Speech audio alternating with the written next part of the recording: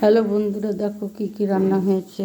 কালকে তো দুদিন প্রচুর লোক এসেছিলো, প্রচুর রান্না হয়েছে, কিন্তু দেখানোর সময়ই পাইনি।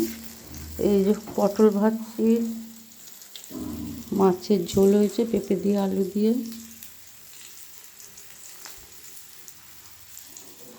টমেটো চাটনি, গলদা চিংড়ি কিছুটা আছে, কালকের 2 কেজি হয়েছিল গলদা চিংড়ি, আর কিছুটা রয়েছে।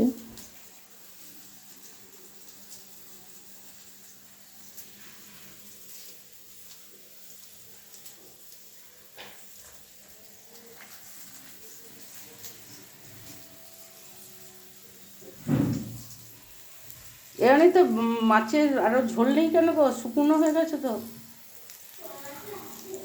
তলাতে আছে, শালা বড় মাছই খাবে।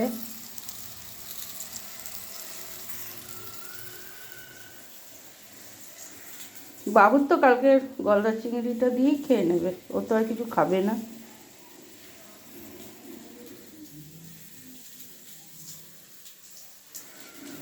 দইটা ফ্রিজে আছে, কাল 2 দিন দেখানো, এত লোক এসেছিলো, এত রান্নায় ব্যস্ত, দেখানো হলো না 2 দিন।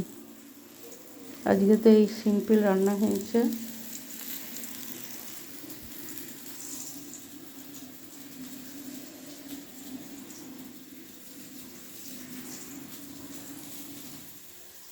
ঠিক আছে।